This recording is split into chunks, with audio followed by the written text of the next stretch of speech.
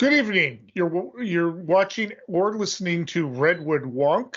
My name is Eric Kirk. My special guest tonight is Charley Custer. You may have heard him on K-Bud. Dave Frank is out. Hopefully, we'll be back next week. We are going to talk national political news of the night.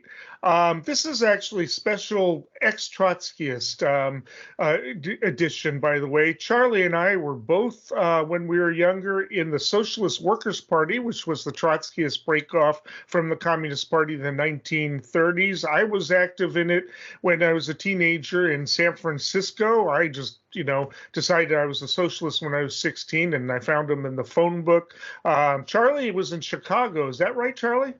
That's right. And I was just a running dog lackey of the Young Socialist Alliance. I didn't graduate to the big leagues like you. Actually, I was in the Young Socialist Alliance as well. I was there right after, Charles Barnes was out, drummed out, and in there anyway. But you probably got to meet Cyndi Lauper's sister, right?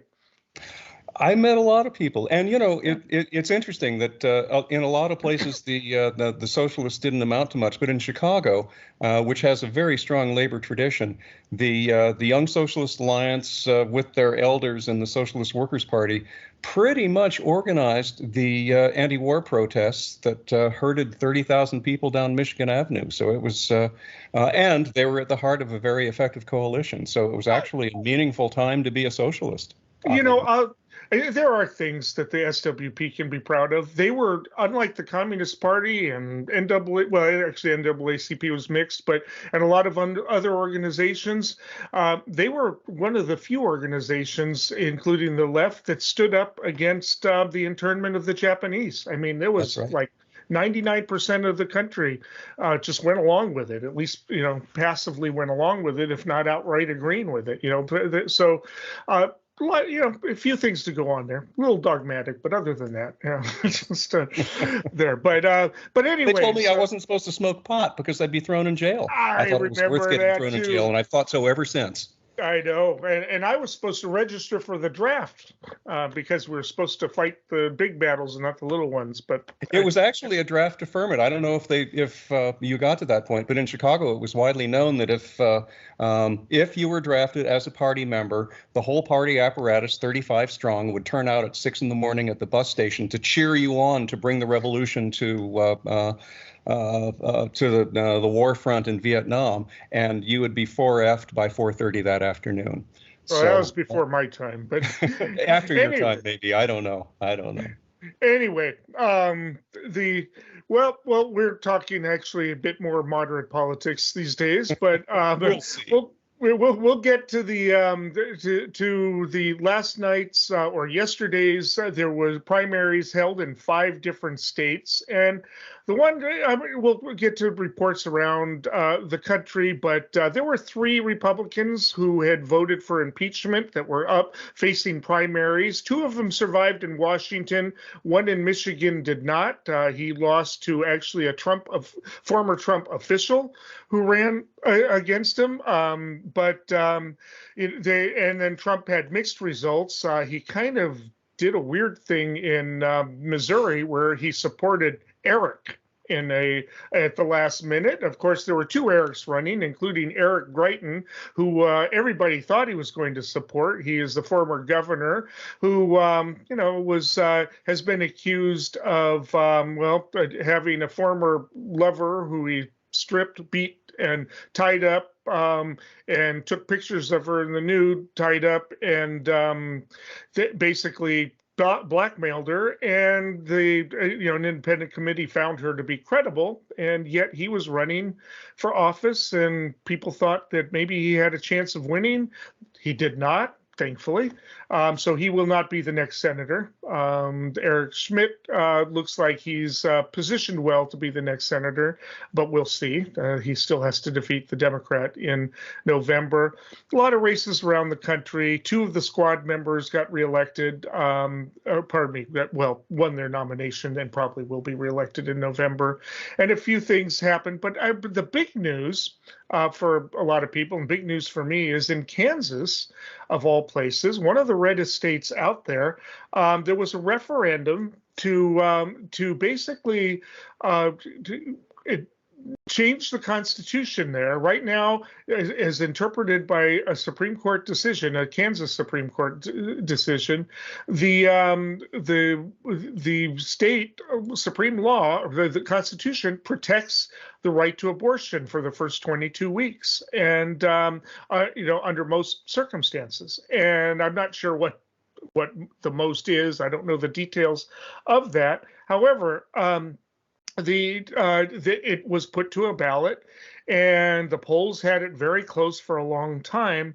Well, it went down to defeat, and not just, it wasn't even close. At the latest count, I'm not sure if they're completely done with the counting, but the last I saw this morning, with about 97% of the votes counting, was something like 59 to 41%. That's not close. And this is in a beat red state, obviously.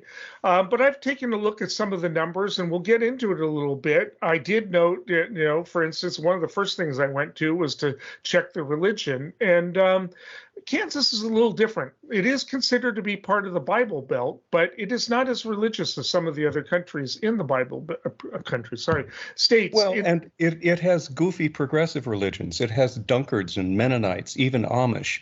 Right. And some of these progressive 16th and 17th century relics that were exterminated like lice in Europe. Those who fled to America still held by the values that the governments detested, and they clearly had an influence in some counties. It's not monolithic.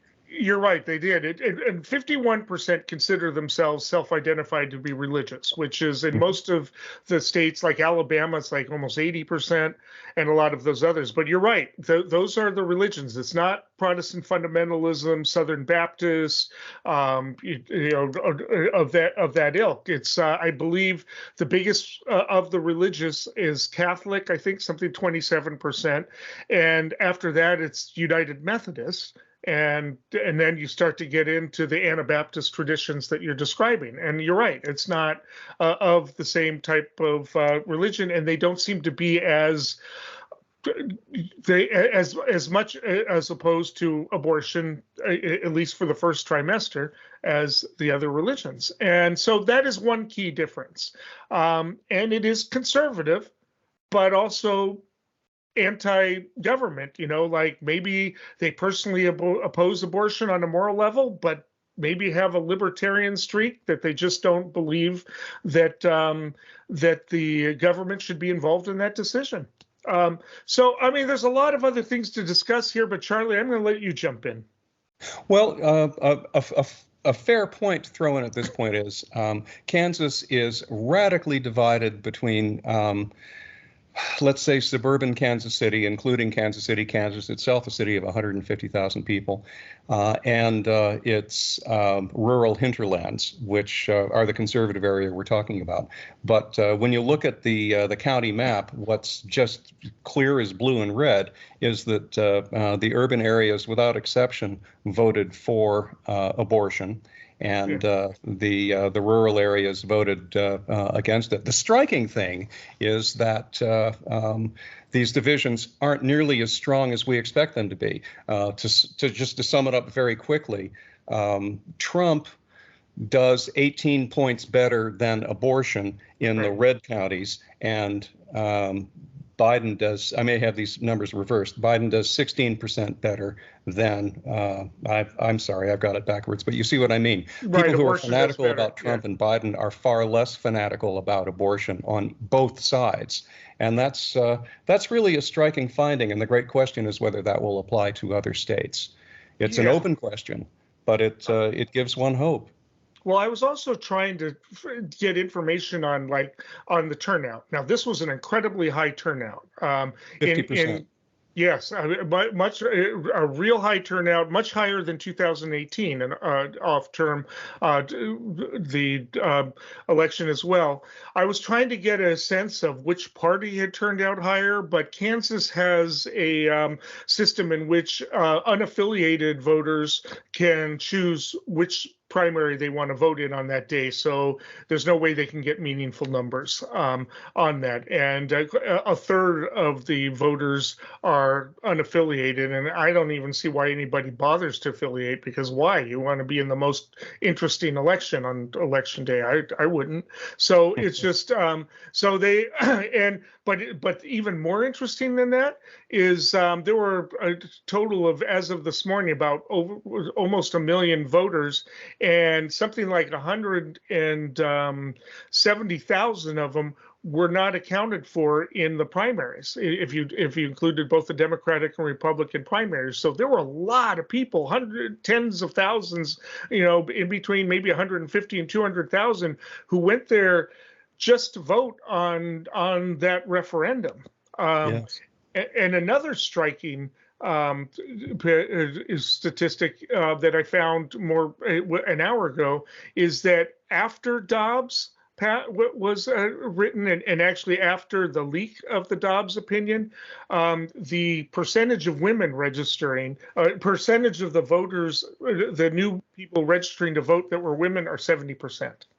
So interesting. And that collates with another general observation that applies here. The reason this referendum was scheduled in the midterm primary is precisely because the Republicans are good at organizing turnout for such things, and the Democrats have dropped the ball in Kansas, and they've become bad at it. They weren't always, but they are now. So the Republicans assumed it would be a relatively low turnout, relatively low motivated voters.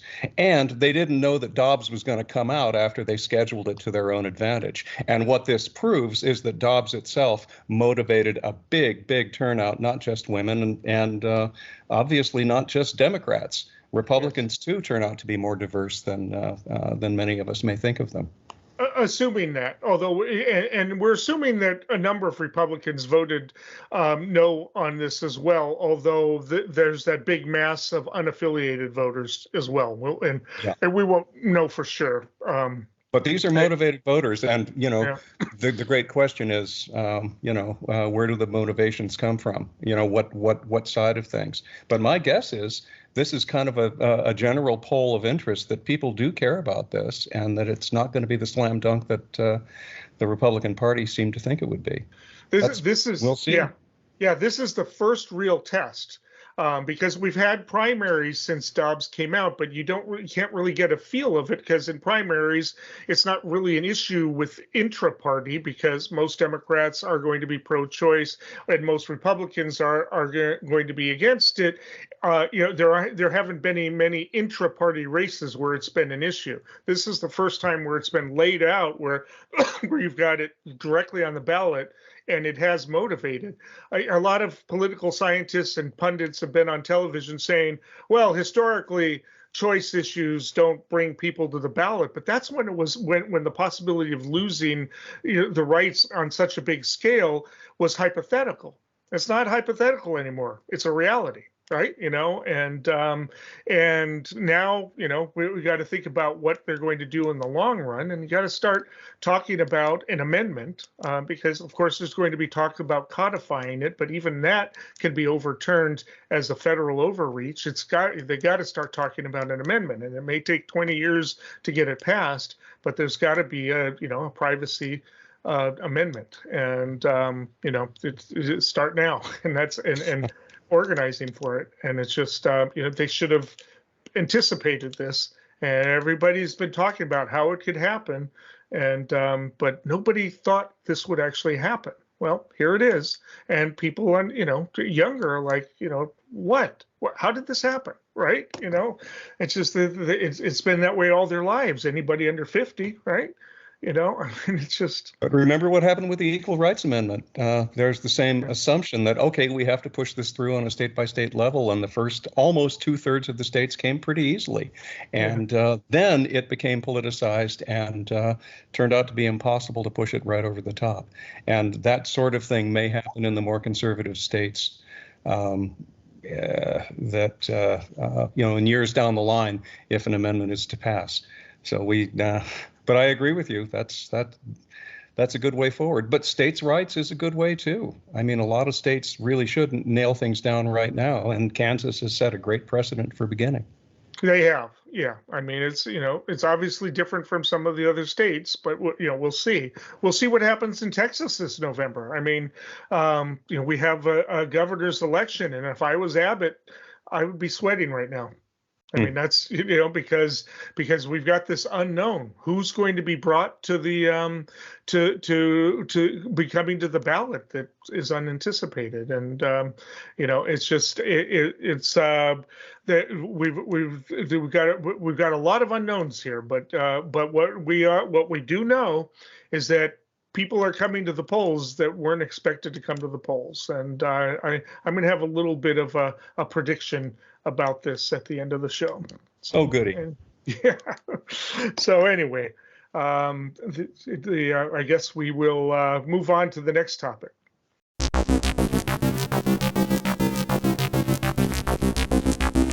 Those who offend China will be punished. We are prepared to manage what Beijing chooses to do.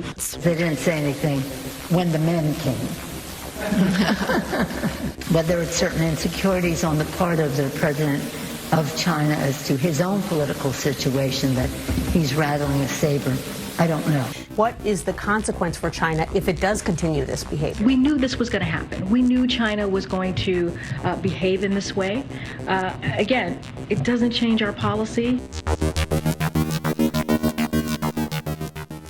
Nancy goes to Taiwan. Nancy goes to Taiwan. So Charley, take it away, Eric. Yeah, here we go.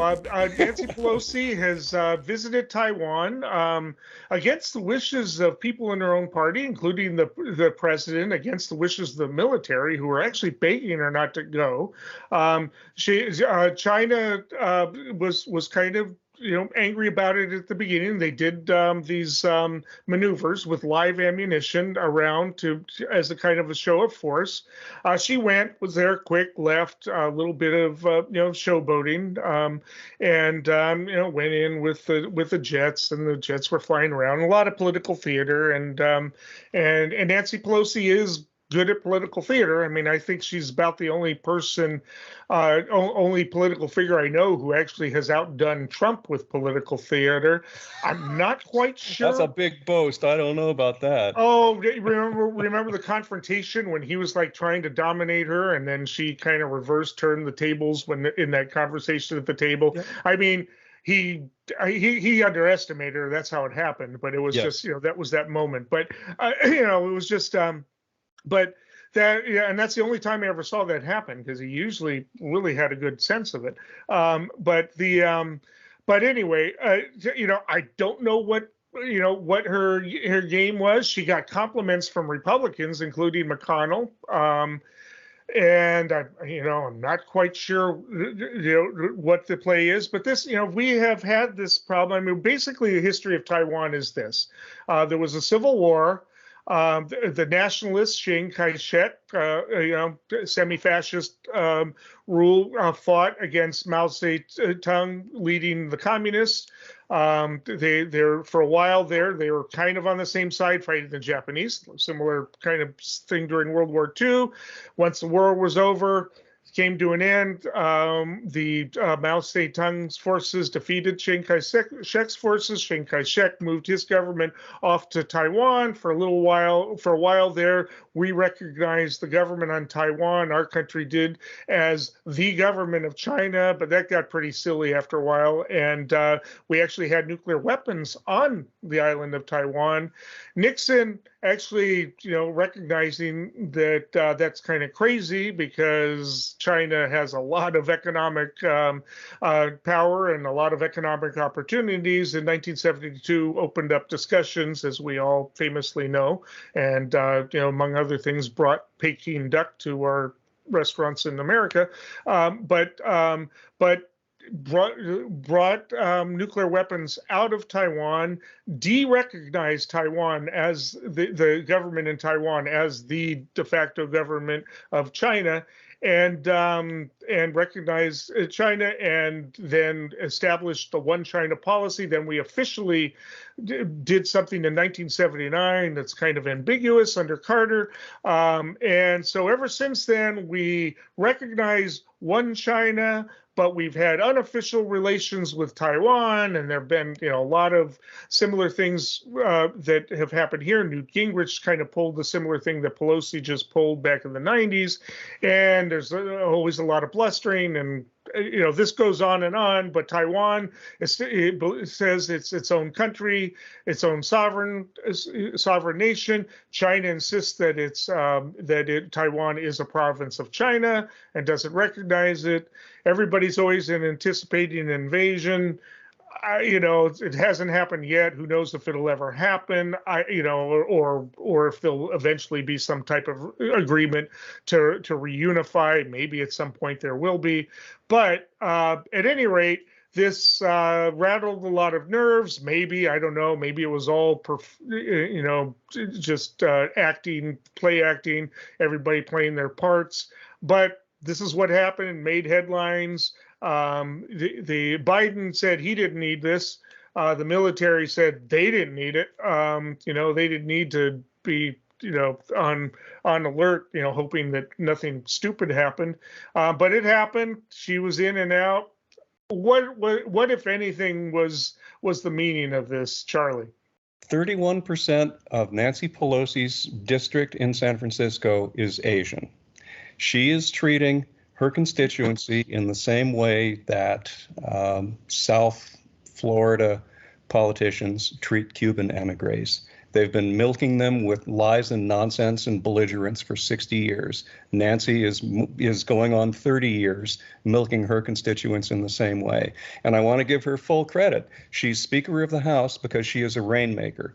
That means she raises a lot of money. She knows how to do that, and she passes it out to all of her political inferiors. That's what makes her powerful. She is a powerful money raiser, and beating her breast and making silly noises about Taiwan is a great way to assure re-election and fill the coffers for spreading to less fortunate Democratic members of Congress. So that's this is what you mean by a fundraising tour? She's playing to the Asian bleachers in her own constituency. What she's doing is meaningless on a political level. Everyone in her government has told her not to do it. She's doing it anyway because she's playing to her locals and not to any, larger political meaning. Now, I'll give her a little more credit. The Democratic boogeyman is the Russians. The Republican boogeyman is China. And so this has a bipartisan aspect. 25 members of Congress backed her up in tweaking the Chinese nose instead of the Russian nose.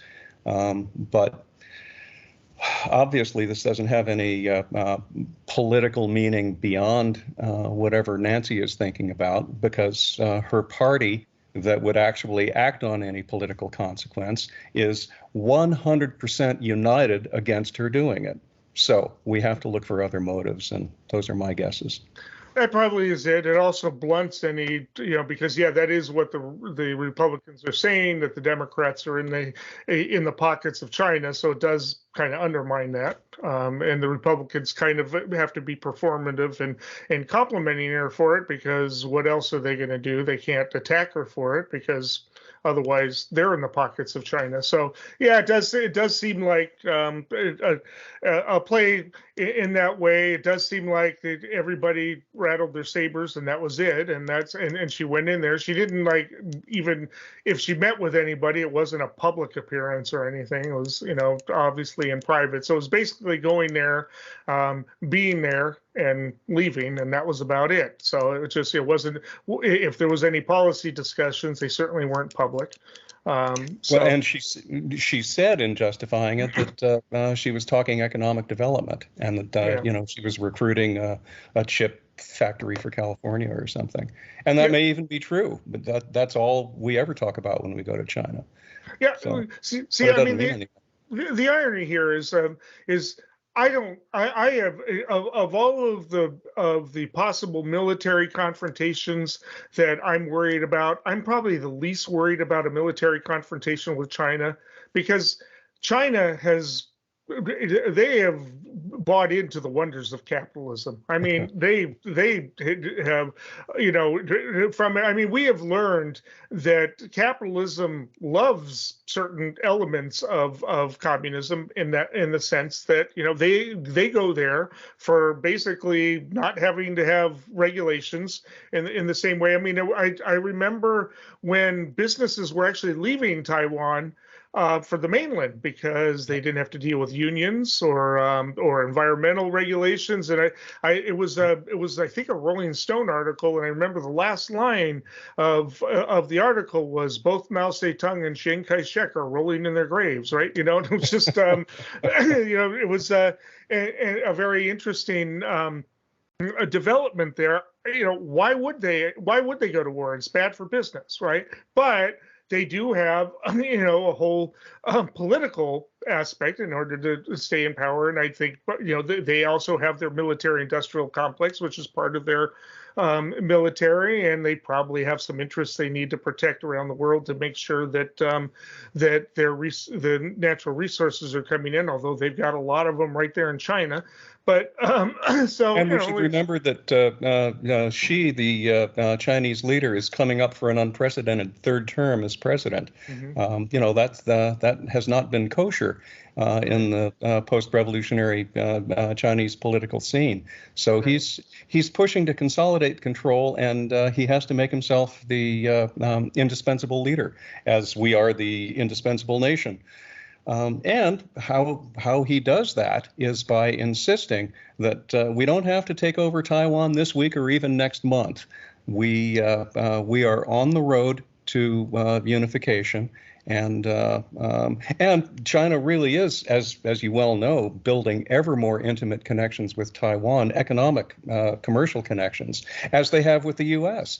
I mean, if we were to go to war with China, well, first off, much of our military high-tech gizmos rely on chips that are only fabricated on Taiwan. And the first thing that would happen, of course, is that we would lose access to Taiwan. We wouldn't be able to defend them indefinitely. So our war machine will grind down, to say nothing of our economy, which has become utterly dependent on the deindustrialized, products that used to be made here and no longer come from anywhere but China. Now, it would be a trade war long before it became a war. It'd be an economic war first, and we would lose the trade war, just like Europe is losing the trade war with Russia right now, because the rich countries sell nothing but services and pornography, and the developing countries have what we need, which is the resources to cobble together deals in third world countries to make us more money. No, we have a losing hand, and I think another reason that both administrations, Republican and Democratic, ratchet up tensions with Russia and China is we are on a downward trajectory. Our American financial global empire is not getting stronger, and we are losing adherents. But we can make more noise to make up for it. And I've been startled to see that it's working in Europe, that they're going along with us, destroying their economies for the sake of shaming Russia. We'll talk about that a little bit in the next segment. But I actually don't see. I think that finance globalized itself a long time ago. I don't think there really is an Americanized finance anymore. It's global. They don't really identify as American anymore. They don't care. They can go anywhere they want. As long as 50% of the global profits come here, it's American. And here's where they come. Sure, but the people who benefit from it, they don't care. They could be anywhere. So it's the people who benefit from it are here. That's my point. And when they cease to be here, then we won't have an empire anymore. But their accounts are everywhere. I mean, it's so they don't care where the money goes. I mean, so it's just so I have a different take on that, but we'll discuss that. But in terms of getting back to Taiwan, So I don't think that this trip is going to have any ripples whatsoever. I think everybody was performative in their in playing their roles. Because I don't think there's going to everybody saying, well, can they defend Taiwan? Nobody's going to attack Taiwan because it's in nobody's interest to do that. There's no reason to invade. First of all, it'd be like, if China wanted to do it, it's like the same reason. Why would Germany have invaded Switzerland? There was no reason to. Why would they have invaded Sweden? Why risk the steel industry, for instance? Yeah. But there was no reason to. It had no, the strategic value was outweighed by, there was none. So it's not going to happen. Just. No, you remember, I didn't think this is worth talking about. It's all nonsense. It's just another day of daily news, and it doesn't mean anything. Well, but I think it will be. The Chinese said this was a bright red line. They were very serious about that, and I think there will be. Well, I'll make my lame prediction at the end of the show. I think right. I don't think the Sturm und Drang is over yet. I don't think it'll be meaningful, but I think there'll be more. I checked. They said that about Newt Gingrich too, back in the 90s. So they were right about him too. Yeah, but I mean, they said that there was going to be hell to pay, and then it died out. But anyway, it was just it's but we see Americans go there all the time. It's just every once in a while some big name person goes there, and it's there's not a whole lot to go on. One of the things that is happening is apparently China's getting a little bit tired of Russia at this point, and they don't want to be caught up in the Ukraine war, and so there's a little bit of discussion going on there. And I think what Biden is really upset is that whether or not Pelosi was going to kind of anger them and mess that up, because apparently behind doors, Biden's people are talking with Chinese people about breaking that flow of stuff. And I think that he may have seen her as a bull in a china shop over those discussions. But that's a whole other thing. And so Biden, of course, his people may have just said, look, it's just her doing her stupid thing. Please, that has nothing to do with us, and we'll see. But but we'll never know if that had an impact or not on those. So it's just on what's going on there. I'd throw in that I think it's almost inconceivable for China to renege on its close cooperation with Russia, whatever they say. Because they're pressuring Russia right now. Sure, of course. Yeah, they've actually threatened to say, to cut them off on certain things. So it's just they've been hinting at it for a while. They're saying, first of all, you're not winning there, and second of all, what's your point? What are you trying to do? So it's like, what's your end game? And I don't think they're getting an answer. And so, I don't think those are even plausible points to discuss. But we shall see. Yeah. We'll see. So, and just really quickly, I mean, was a sea change when we talk about in the 1950s. The CIA, we always talk about, one of the things, you and I both come from the left, and one of the things we always assumed was that the CIA, or the left gives the CIA way too much credit, because in the 1950s, they didn't even recognize the Sino-Soviet split. They couldn't even conceive of it. They didn't recognize it, and so they didn't have a policy to account for it. Give Nixon credit. He did finally say, "Hey, let's exploit this thing," and so we'll see. And he did, and that's why we have all our chips being made in China. Friends, I'm proud to greet you from Ukraine, from our capital city of Kyiv, a city that is under missile and airstrikes from Russian troops every day, but it doesn't give up. And I have the honor to greet you on behalf of the Ukrainian people, brave and freedom-loving people who for 8 years have been resisting the Russian aggression. Those who give their best sons and daughters to stop this full-scale Russian invasion. Right now, the destiny of our country is being decided. The destiny of our people. All right, Charlie, you wanted to start. This is, of course, the section we're going to segment. We're going to talk about Ukraine, and you have some things from Thomas Friedman, quotes from Thomas Friedman. You want to start off?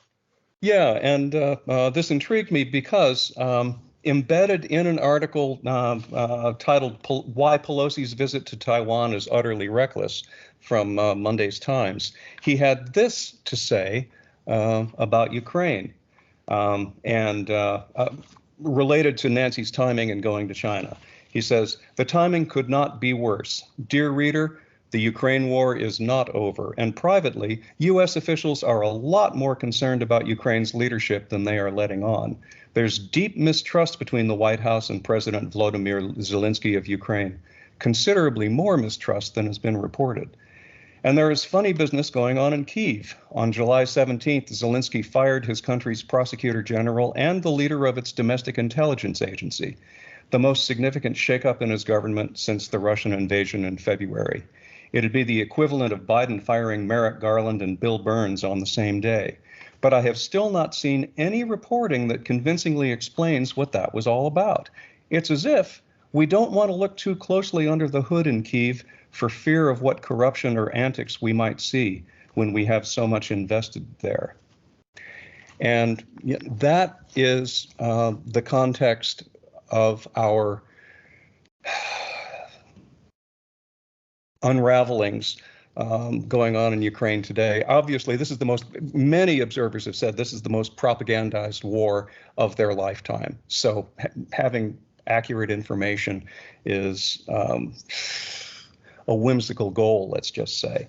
But Friedman is telegraphing to thoughtful people that the Washington blob really is getting sketched out about Zelensky's ability to do what we hired him to do.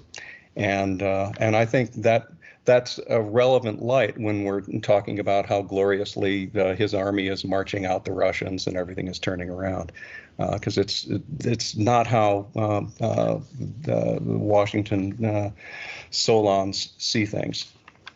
Well, no, that's interesting, and of course, there are a lot of different perspectives on it. I'm watching this war daily, and it takes its toll on me. I have to take breaks from it. Like, yeah. I actually had to take breaks from it for weeks at a time because I go to open source stuff, and some of the stuff I see is just really hard because they don't censor it. I mean, and so I'll have to take breaks from it. But and you can't really tell from what's happening. You see a lot of people being killed on both sides. I mean, it's just this is high tech stuff. Happening, and it's really scary because drones are a big huge thing in this thing. So you'll see is that there'll be artillery going off, they'll hit something, but immediately after they shoot something on, regardless of which side, they got to start moving because really quickly, no matter what they shoot, they're now visible. They'll be shot at. Then a drone will pick up, and then they've got to move quickly and in a way that they can't be detected and calculated, because now with all the computers and everything, not only are they moving, but they got to move in such a way that their movement can't be calculated, to survive. And there's always a significant fraction of a chance that they're going to be hit, like not roulette chances, like significant blackjack chances, and it's just, and that's why, so many are dying on both sides. I mean, it just is you're taking a real chance here. So I'm watching this, and this is why Ukrainians are happy that they've got this really long range stuff. Now they can shoot from quite a ways, like the Russians have had, and so the latest is, and we don't know what's going on the ground, but the latest is that you've got kind of a stalemate in the east in the Donbass region, which because the Russian assault on Kiev failed, we know that, and so they've reorganized in the east and tried to consolidate in the south. Well, and so the south kind of got stalled when the stuff came in. And so now the question is, what is happening in the south? And Kyiv basically stated that are going to attempt to retake Kherson, which is basically the first major city, one of two major cities that Russians took. And they took it early in the war because it's the closest city to Crimea, which they've held on since 2014, I think, and of course Crimea, is accessed through a bunch of bridges. Well, with this long-range artillery, they've been taking out the bridges, so cutting off Kherson from supplies, and they've been harassing the supply lines coming from the east, and they are going to attempt to retake Kherson. And we don't know how successful the front has been, because a lot of footage doesn't get out of the front because it's really deadly there. People don't have a whole lot of time to take pictures and take films, right? So we can hear about it, but we do know it's pretty close because there's signs of what's referred to as partisan activity, which means Ukrainian sympathy civilians sabotaging the Russians or killing collaborators, which is the same type of thing that happened in France late in the war, that type of a thing. And so, is this going to happen? Well, so either one thing's going to happen is that the Russians will survive it. Well, actually, three things can happen. Russians can ward off the Ukrainians, and the Ukrainians, head back north, and we're back to the stalemate. Or back to or they're weakened and Russians can pursue them. The other is that Ukraine takes Kherson, and then what happens after that, the negotiation.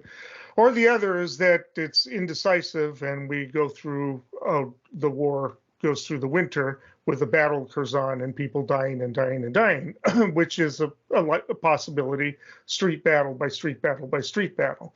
And so, anyway, this is possibly going to be determinative of the war, but maybe what will happen is that this opens up some possibility of negotiations here, because I was going to say I would allow for a fourth possibility, which is that the blob recognizing that Zelensky is maintaining control by making any opposition of any way, shape, or form illegal, and jailing the party leaders.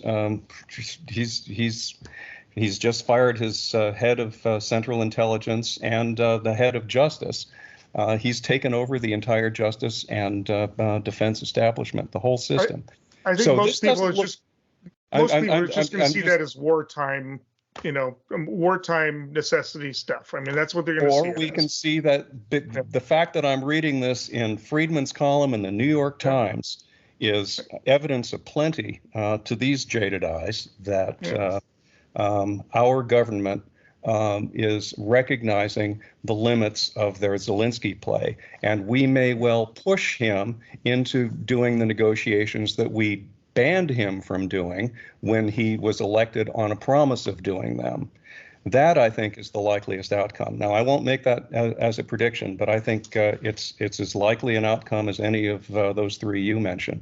Well, then how do you get Putin to negotiate? Because he hasn't been interested at all. I mean, that's, no, his interest is we get to keep Crimea and we get to keep Donetsk. Yeah. Well, that's not going to happen. He keeps Crimea and he keeps Donetsk. Yes, that's not going to happen. Absolutely. That's absolutely not going to happen. No way is Ukraine going to agree to that. So, well, of course, it's not up to Ukraine to decide anything, Eric. That's the point. Well, that's that is the point. So, I mean, I don't see Zelensky as a puppet, so that's where we disagree. I actually think that if he was a puppet, I think he would have done some things a lot differently. For one thing, I don't think he'd be in the Ukraine. So it's just they wanted him out. They actually sent military people saying, "Please leave," and he refused. They actually had. Oh, they wanted the government in exile from the get, because the whole plan for the U.S. going in was for a long-term insurgency to the last dead Ukrainian. Yeah. That's what they have been planning for. Yeah, he refused. And if they don't have a government to do it with, and he refused to get into the helicopter. So so right there. I was there, and there's a lot of other reasons, but we don't have enough time to go into it. But if he's not acting like a proxy government in a lot of ways, and in some bad ways, but that I could go into, but we just don't have the time. But in terms of how this will impact, like I said, if Biden was running the show, I think it would be going different, or if, let's say, there were operatives running it, I think it would be going a lot differently. But where does this end in terms of U.S. policy? I mean, I want to refer people to you referred people to Thomas Friedman. I'd like to refer people to Walter Lippmann. If you want, look him up. He was one of the Seattle Seven, a radical, not a liberal, and his view of the war. Basically Google Walter Lippmann, Ukraine war misperceptions on the left. Don't have time to go into detail on it, but I think he's got a very interesting perception. And you mean Walter Lippmann, which is the same name of the great 20th century geostrategist, of the last century. It's the same name. Is that correct? Same name, but he was one of the Seattle Seven. Anyway, it's a lot of interesting stuff going on there. As to how this is going to affect American politics, I mean, it's kind of interesting because it hasn't really been a big point of contention. There's been an interesting kind of alliance, but this has happened before, where I won't say an alliance, but kind of an agreement on the sort of the far right and the left, because there are people on the right who, for instance, are voting against allowing Finland and Sweden into NATO. They got their own reasons for it, and you got Tucker Carlson, who thinks Putin is like sliced bread. I mean, the best thing since. So it's just some people think geopolitics is created by two interests, not only one. Democrats no longer have that awareness, but it's not surprising that some people are still aware it takes two to tango, and what we think all by ourselves isn't determinative of the nature of the world. So I think it's all defined by probably 100 different interests. So I think it's a lot more complicated than politics of one or the other. And I think that this war is actually the product of a lot of different things. I mean, the pressure to get into NATO, was actually pressed by Eastern Europeans more than the West. I don't think NATO even really wanted Ukraine in it, and it wasn't anywhere near that. So bringing it back to American politics, I don't think most Americans really thought about this, and I don't think they really care about it right now, other than they'd like to see it stop or like to see it end, or they probably don't like Putin. They probably don't know who Zelensky is really, other than what they've seen on TV. He's an actor, all of that type of thing. So I don't know that this is going to have any major impact unless the war does end and more food is entered into the market, world market, and it eases up inflation and eases up on the price of gas, and that's about the only impact it'll have on American politics. I disagree, simply because I don't think the war will end, and I don't think Ukraine will win. And we Americans don't like it when we lose wars. And I think this is going to be another loser. And how that plays out down the line will be something else to make mad predictions about. Well, it'll be interesting. I don't know. It's not our war to win or lose. That's my view of it. But it's there too we disagree, Eric. yeah, it's just It wouldn't be happening without us. That is going to have to be that will be our disagreement. I definitely will want to invite you on a later show as things develop more, and possibly on my K-Mud show too. So we'll definitely have to have this discussion as things evolve more. But in terms of politics, it's kind of interesting because the left is in agreement with the right on this. I mean, this isn't the first time this happened. World War II. There were isolationist elements on the right, along with the left, because Stalin had made the pact. It's kind of a replay. I don't want to oversimplify it. It's not the same thing, but it is kind of interesting. What do you think? Why do you think the right is in the same camp, even though they have different reasons? What's your analysis of that in the last 2 minutes that we have? This is a democratic war, and so the right has a right to its own opinions, and so they're divided. And because it's a democratic war, the so-called left is 100% in lockstep behind the administration. And free thinkers on the left also are just as skeptical as many free thinkers on the right. But it's just party politics. The Vietnam War was a democratic war. You didn't see Republicans opposing that war, not many of them anyway.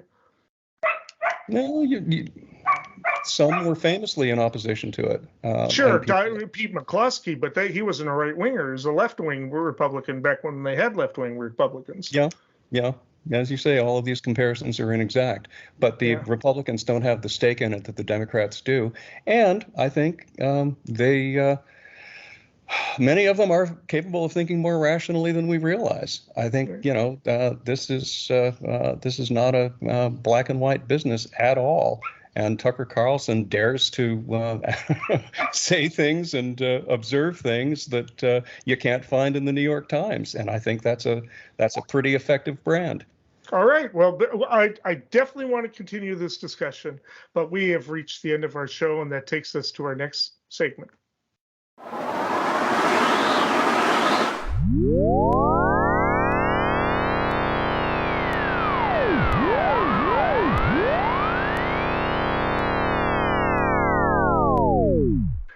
Okay, Charlie, this is where we give our predictions, which may or may not come true. And I think maybe if I'm lucky, half of my predictions come true. But what's yours? I'm going to predict that our punishment for transgressing China's thick red line, with Nancy Pelosi's trip will be an affirmation of China's close ties with Russia. There will be no more of this nonsense about us telling them what they can and can't send Russia, and they'll just be coming out of the closet more in their very close strategic cooperation. Oh, that'll be interesting. We'll see if that comes true. All right, my prediction is that the polls were polls can sometimes be accurate, sometimes they're inaccurate. It depends on what's going on during an election, and the Trump factor confounded polls because it brought out voters who didn't fit into the likely voter formulas. Right. Well, I think that the Dobbs decision has done the same thing. I think that this is the first, and in this yesterday's election in Kansas is the first indication, and I think that pollsters are going to be pulling their hair out this this November because their polls are going to be as inaccurate as they were in 2016 and 2020. We'll see. Anyway, I want to thank you for joining us, Charlie. Thanks for having me, Eric. It's been a pleasure. All right. Well, until next time, stay informed and stay engaged.